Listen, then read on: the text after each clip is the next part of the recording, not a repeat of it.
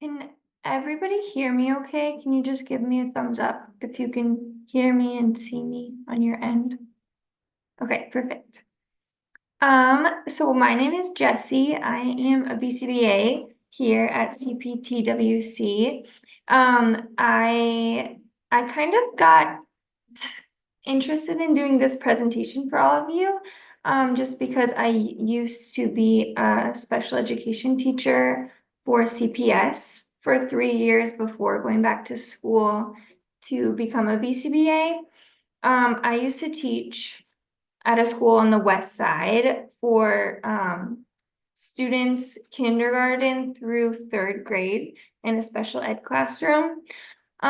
So in my classroom, we really focused on just kind of what school was all about, like the different routines that you follow throughout the school day, and just kind of giving students the skills and the success that they needed to kind of follow a school routine, and then also to carry those things back into routines outside of school too.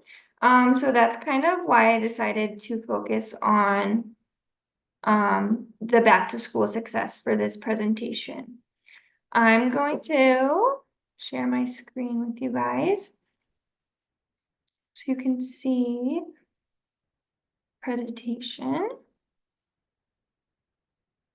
Okay, so like I said, this presentation is just focused on back to school routines and how to just create a successful home environment, going to and from school each day, and then other things that you can use at home to kind of help your family be successful and get back into a good school routine.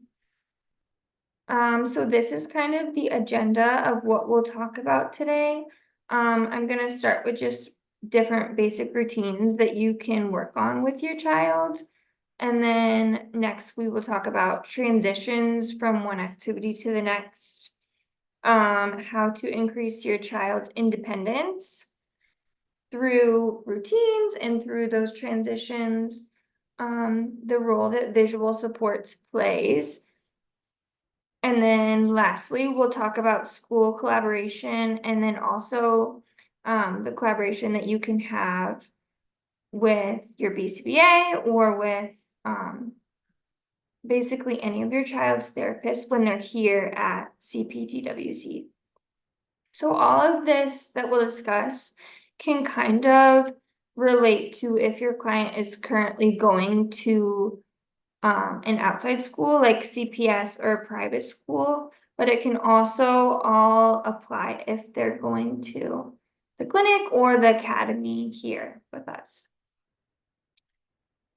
So first thing that I want you guys to do is to take a moment to write down or to think about one part of your family's routine that has worked well this school year. So since August started, whether you went to an outside school or whether you kind of got back into a fall routine of coming to the clinic, what's one thing that has worked well? This can be something small and something that maybe you're kind of trial and erroring as you go. And then next, just write down or think about one part of your routine that has been a challenge.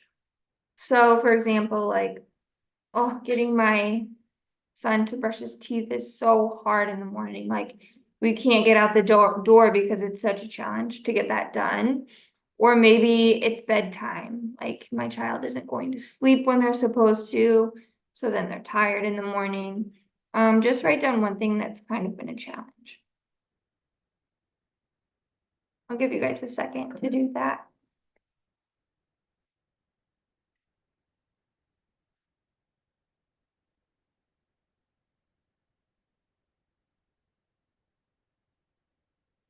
Oops.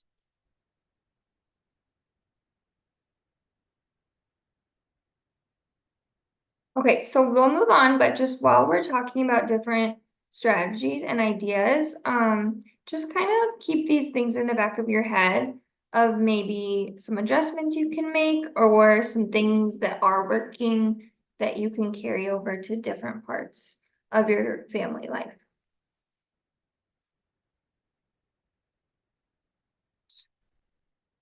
Okay, so why are routines important? So I think this is something to think about when specifically you're thinking about your child with autism.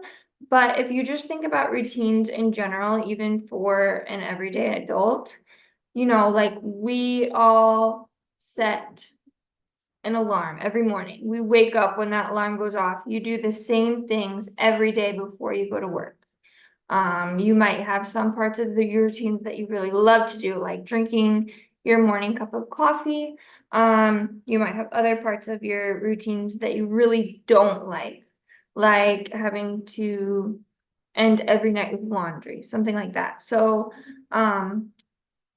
for our kids with autism, these routines really just help them understand what the expectations are. So what do my parents want me to do? What do I need to do?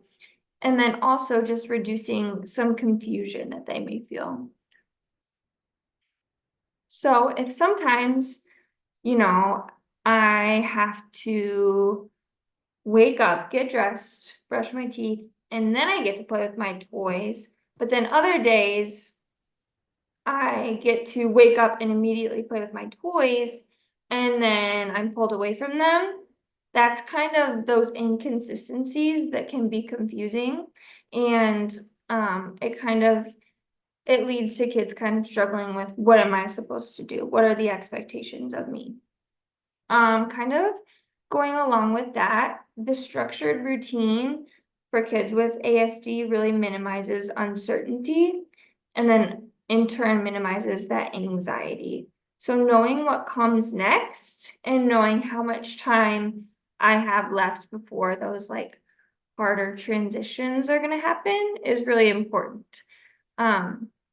So by creating like a predictable environment, that's kind of like what our kids need to be successful. So just like I mentioned, predictable environment. So knowing like, okay, I wake up and I have to brush my teeth and get dressed, and then I get to play with my toys. That's predictable. Every day I know, okay, I need to do these two things first, and then I get to do the thing that I like to do. So kind of just creating those things that kids can know are coming. Carrying over from that, scheduling the same activities. So, for example, like if your child is in a swim class, this could be something that you're doing every week or every other week, and just regularly scheduling those things that might be new or less preferred so that it becomes a part of that kid's routine, that life. So, just kind of trying to create a schedule that they know is coming. And then the next bullet, consistent reinforcement. So I like to think about this one for an adult. So when you're going through your work day, you're not always going to work 8 a.m. to 5 p.m. with no breaks in between, no chances to get to do something that you like to do, so you're going to have those moments throughout any routine where you're given reinforcement. So this could look like a break with your toys. This could look like just a break from like school activities, and just kind of putting that throughout the kids' day to help them be set up for success. I think the next bullet is one of the biggest things I want to kind of reiterate is by giving kids with autism these routines and this structure, it really helps provide a sense of control and a sense of safety. So we know that when things are unpredictable or when things change last minute, that's something that can make our kids feel anxious and kind of feel like they don't have any control in the matter. So just creating things and routines that they know are coming.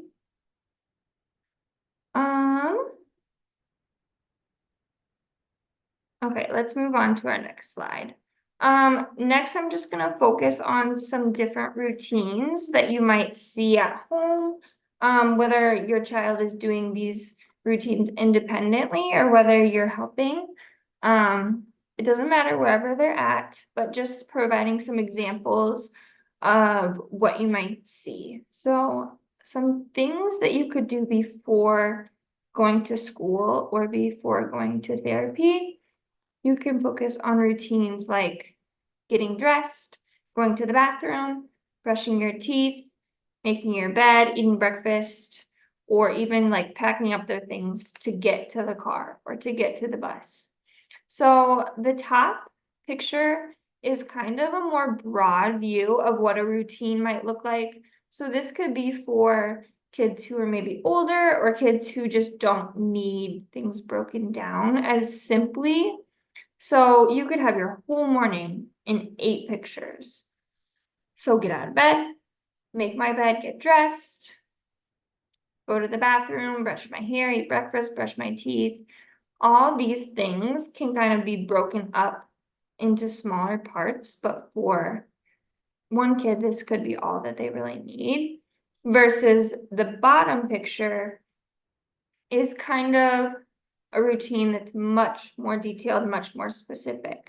So one kid could be successful with just one picture that says get dressed, versus other kids might need this to be broken down into even smaller steps. And another thing I want to really reiterate is in order to set our kids up for success with things like this, we really want to teach them how to do these things independently. So whether your kid is 2 or whether they're 10, just really focusing on like, how can I make sure that I'm allowing them to be as independent as possible? And we'll talk about that a little bit more later. And then here are some examples of things that you might do in the evening. So once school is done, once you get home for the night, could be things like cleaning your room, doing your chores, eating dinner, going to the store, putting away school items, hand washing, or even going to the doctor. So for some of these things that aren't as fun for kids, like doing your chores or going to the doctor, breaking those things down into step-by-steps, like these 2 pictures, can really help. So you don't always think about going to the doctor as a routine, but then looking at this picture, you know, there's so many different steps, and it could be your child really does a great job with steps 1 through 5, but then that 6th one where when the doctor looks in their mouth or something like that, that they really don't like. Just by providing this visual and showing them, you know, like this is what's going to happen next. You might not like it, but this is what's going to happen, and just giving them time to prepare can really help ease that anxiety. And then on the right is a different routine that is a little bit more broad, like we talked about. So eating dinner, some kids, getting them to the dinner table might be really hard, but just giving them this step-by-step of, you know, first you're going to sit in your chair, then we're going to eat, and then when we're all done, that's when you get to do the thing that you love, like go play. So just breaking down this one thing that you might do as a family into smaller steps can really help. And then lastly, something that you might see at home is some routines that are a little bit trickier around bedtime. So some kids probably really like taking baths, other kids really don't like it. So just breaking this up into steps of, you know, what you need to do to finish that trickier routine. We had another BCBA recently do a presentation on sleep, and one thing that she really talked about was the importance of really making your bedtime routine the same every single night. So you're doing the same things right before bedtime to just help your child kind of be able to predict and understand that, okay, I take a bath, I put on my pajamas, I brush my teeth, I read a book, and then I go to sleep. And just doing that over and over again, over time can really help just get them relaxed and calm and ready for sleep a little bit sooner than if you're like having a dance party right before bed, or sometimes I take a bath in the morning, sometimes I take it at night. So just really keeping it consistent every night.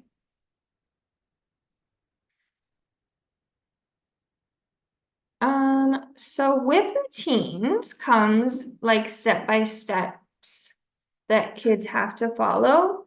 But going along with that, we also really need to teach kids how to be more flexible. So I'm sure that each of you have your own little scenarios that you can think of where maybe you were gonna watch Bluey, but then the Wi-Fi was out, and then routine immediately switched. Or maybe you were gonna go to the store and buy a toy, but then, oops, I have to go pick up my other child from something. So those kinds of things where routines or schedules change is another thing that we really have to teach our kids. So this kind of goes with like small changes, and then once we're able to handle those things, then kind of making it into those bigger changes. And I like this last bullet point, introduce backup plans for unexpected events. So just kind of being open and honest with like, things might change. And then if it is hard, we can work through it together. So this is something that is trickier, but also something that's important to work on. And then along with that is the importance of transition. So just like your kid will do at school or what they'll do at the clinic, they're going to transition from activity to activity throughout the day. So this might be, sometimes free play stops and we have to transition to circle time. Or sometimes we're playing in the gym and then we have to transition to do something else or transition to the bathroom. These are things that we can use different tools to help set our kids up for success. Just because we know that transitions are hard and they can be confusing when activities that we really, really like just all of a sudden stop. So this is something I'll show you guys in a few slides, different tools that you can use at home. But transitions is definitely something that I'm sure each of you have seen can be tricky at home. And it is also something that almost every client in ABA is working on.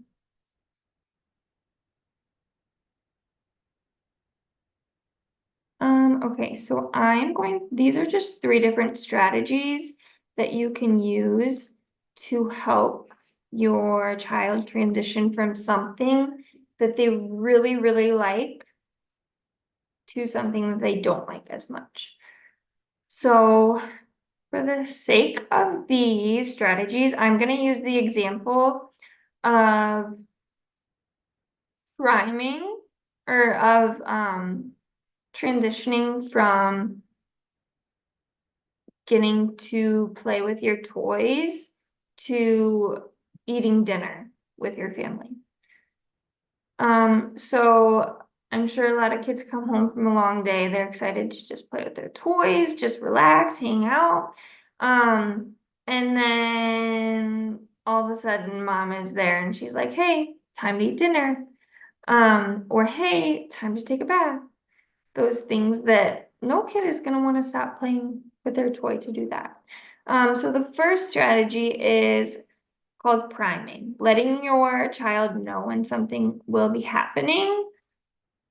So instead of, okay, Johnny, put your toys away, it's time to eat dinner, we're going to work on letting them know first. So, hey, buddy, you have 5 more minutes to play with your toys. You have 4 more minutes, and then maybe even a 10-second countdown to just kind of make them aware that this transition is coming. So instead of just abruptly ending the activity, giving them some warnings to know that it's going to end soon.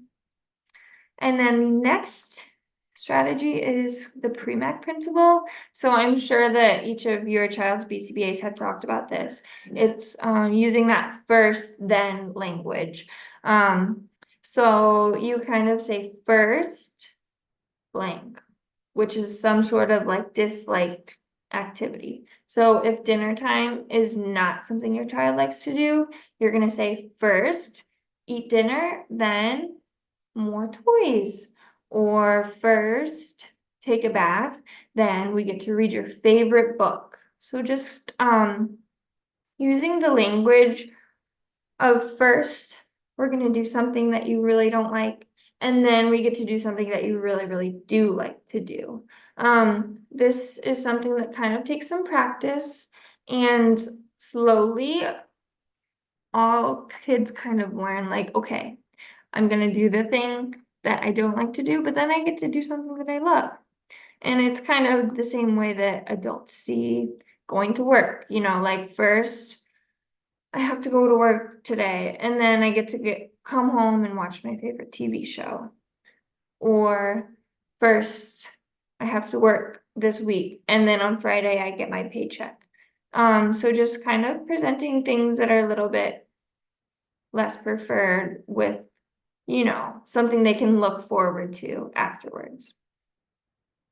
And then the last strategy to help with those trickier transitions is, let's say when you tell your child, okay, time to clean up your toys, they might be crying or having a tantrum or just really not happy with having to clean up their toys. You can model different phrases that they might be able to use, like, I want more time, or I'm not ready yet. And then providing them with a little bit more time just to teach, like, I can use my words to get more time with my toys instead of crying or instead of having a tantrum. And that's something that's a little bit more individualized, which each child's BCBA could go into more depth about, but just teaching them, that they can use their words and get access to the things that they want.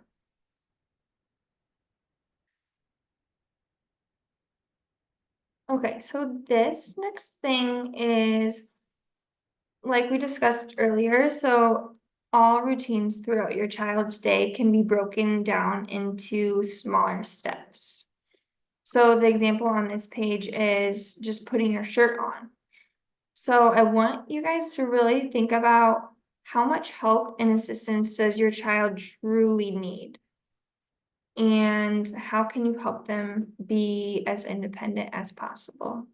So something that we work on in the clinic all day, every day is teaching steps very, very systematically, like 4 steps of putting your shirt on.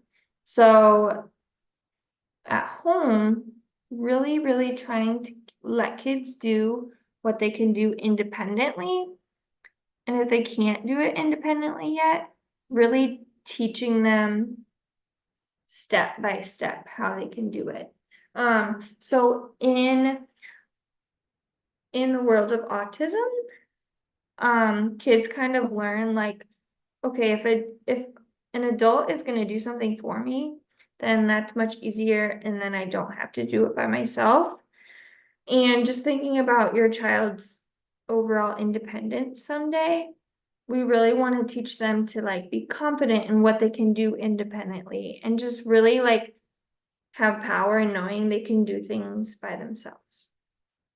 So even if your child can't put their head through the shirt, maybe you do that step for them, and then they're able to pull their arms through all by themselves.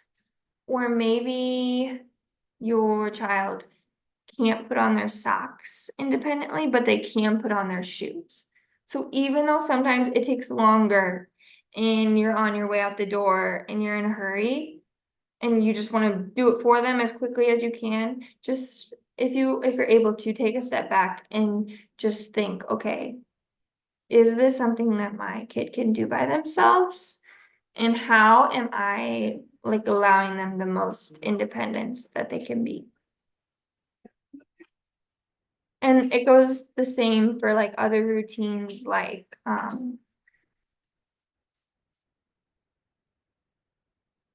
getting dressed or like going to the bathroom, washing your hands, all those things that most of the time it's way easier for you to just do it for them really quickly. Just when you're able to, taking the time to really let them do what they can do independently and teaching the steps that they don't know how to do yet. Something that I see a lot with my clients is things that they do all by themselves at the clinic, they aren't doing at home by themselves, or vice versa. Things that they can do by themselves at home, they don't do by themselves when they're here. And kids are smart. They just know like, oh, well, Miss Jessie's gonna do it for me, so I'm gonna let her. So I encourage you guys to talk with your child's BCBA or even OT, PT, speech, and just make sure that you're on the same page about like, yes, Johnny can put his shoes on by himself. He can do this by himself, just so that things are carried over at home and then vice versa, carried over at the clinic.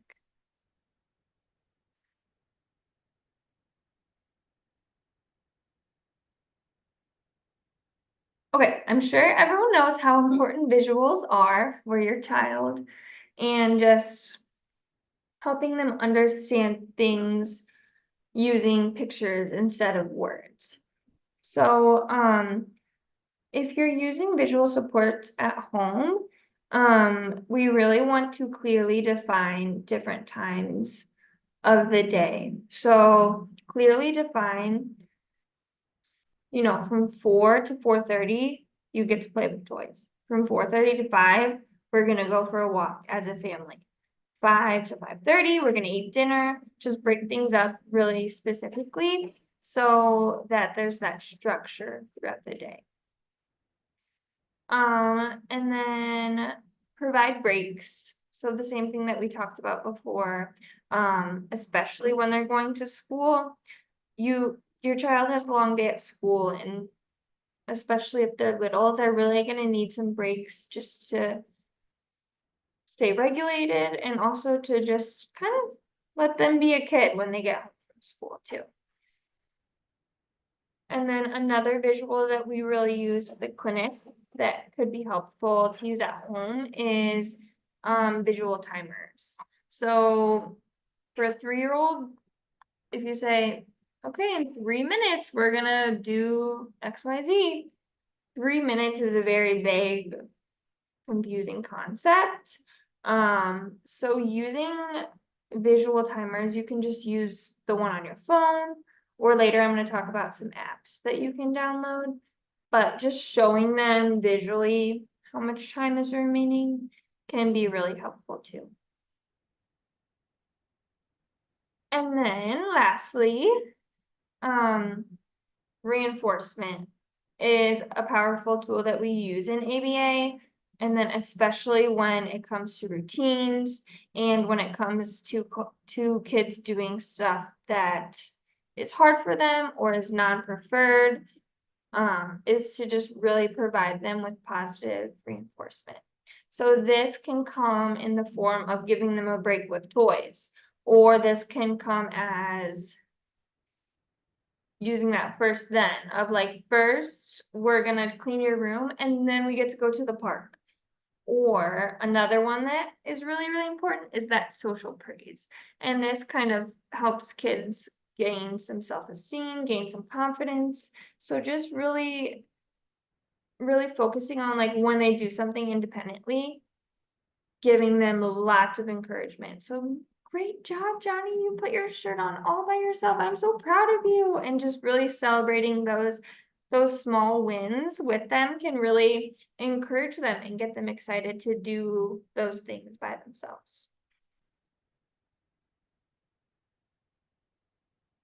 Okay, so this is another example of different reinforcement that you can give at home.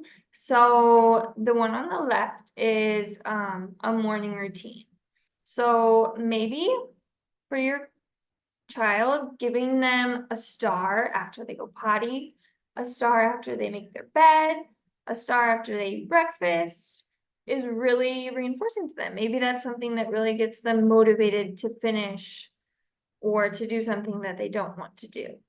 And this is another one that you would want to talk with your child's BCBA a little bit more specifically to just kind of see where your child specifically is at and what they can help you implement at home. Okay, so the next thing I wanted to show you guys is, I've been talking about visual supports and all these different picture schedules and things to help your kid be successful going back to school. And sometimes you don't always have access to a printer or a laminator or Velcro or all the things that your BCBA might be able to make your kid. So these 4 examples we're going to just look at are different free or almost free apps that you can buy in the Apple App Store or the Google App Store to kind of use at home, to use as needed, just when your child is needing a little bit more assistance. So the first one is called, sorry, my computer is slow. This first one is called Visuals to Go, and let me scroll down. So basically, you can make your own little schedule. So you can kind of customize it and use different visuals to help create a little routine or to help show your child something instead of verbal language that can be tricky for them to understand. So this one is a free app. That's always, I have one on my phone that I use at the clinic. Sometimes, their AAC device is dead or it's not with you, or you're trying to talk about something and they're having a hard time understanding. So sometimes just showing them a picture can really help. Okay, this next app is called Kids To-Do List. And this is something that you can use. You can customize this one again. It's a free app. So on the left is an example of a routine that someone had created. So this is a morning routine. So at 7 a.m., we're going to wash our face, and then you get a star. 7:10, eat breakfast, and then you get a star, and then you get to go to school. And you can customize that to whatever your routine looks like for your family. And then it looks like there's plenty of different picture choices, so you can kind of make it whatever your morning routine looks like or your evening routine. The next app that I wanted to show you guys is that first then language that I talked about. So first, eat dinner and then play with your toys. And this just kind of shows that language using pictures. You can customize it again. So this example on the right, first dinner and then dessert. So something as simple as that can be really effective with kids, and just using that visual to show them what's kind of happening next.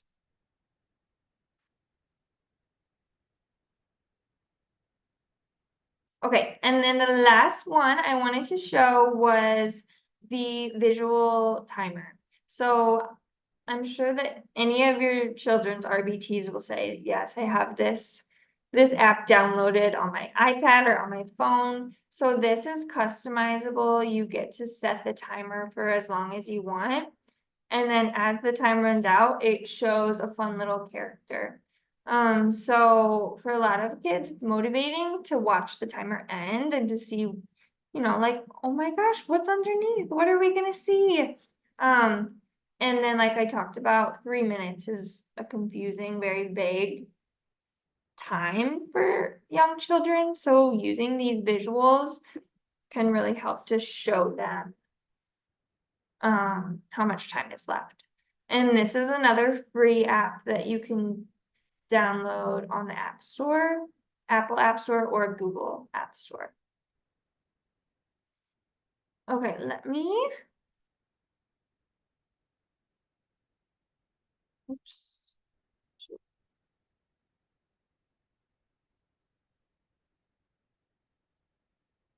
Okay, we're almost wrapped up here, guys. And then also this PowerPoint presentation will be shared out to you guys. So if you want to come back to these apps and download them later, they'll be in the presentation that you can just search.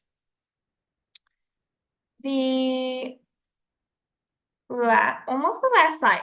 So how can I help my child be successful by collaborating with school or by collaborating with ABA providers? So number one, biggest thing is regular communication channel of some point. So for a lot of our kids, it's tricky for them to come home and say, Mom, I played on the playground today. I ate lunch with Johnny. It's trickier for kids with ASD to be able to recall those things and then talk about it with parents at home. So one example is the Bright Wheel app that we use here. I always tell my parents to, when your child gets home from academy or from therapy, just sit down with them and look at the pictures on Bright Wheel. Just to kind of start the conversation or just kind of help them recall what they did that day. And that's another way you can communicate with the providers. So you can look at the pictures, but you can also message all of us using the app. And then if your child is in school, I really encourage you guys to email their teachers or ask to do like a daily take-home folder. So it can, when I was a teacher, it was just a short 2 to 3 sentences that I would write down 2 things that that child did today so that they could go home and share it with their parents, or their parents could at least have a little bit of insight. Because for kids with communication delays or just that trickier time, being able to tell their parents what happened at school, that communication between the teacher and the parent is so important. The next 2 bullets kind of go hand in hand.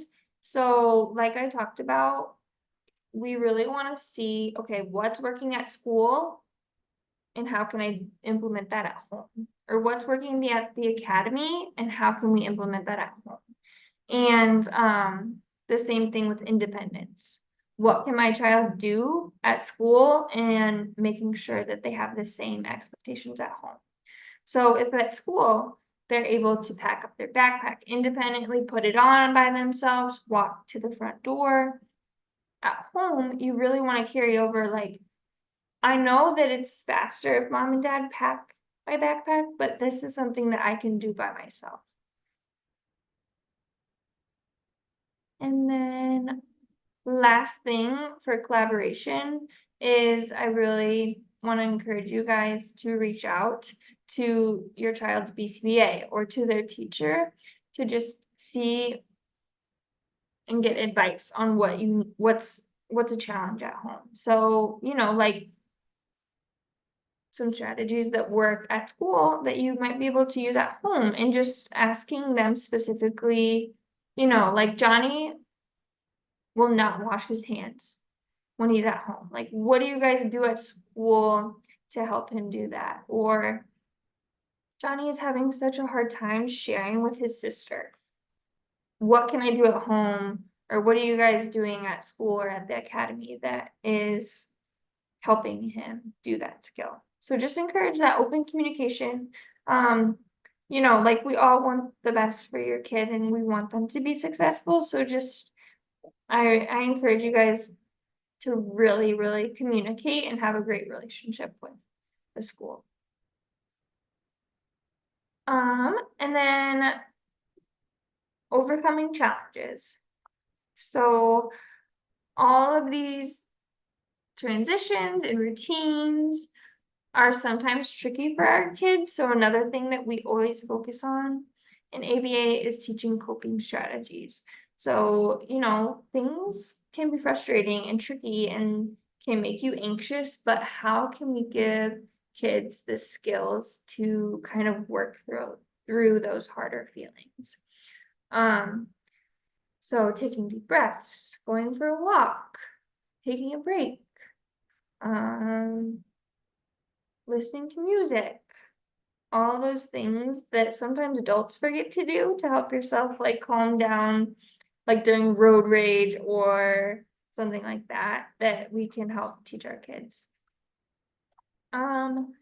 Celebrate the small achievements. So like we talked about, even if it's your child finally being able to put their shirt on independently, like, that's an amazing skill, and that's something that they can do by themselves now. So just celebrating those small achievements helps build confidence. It helps give them some like encouragement that they can do these hard things. And then lastly, your BCBA is here to help. So any problems that you're seeing at home, just email them or text them or bring it up in your next parent meeting.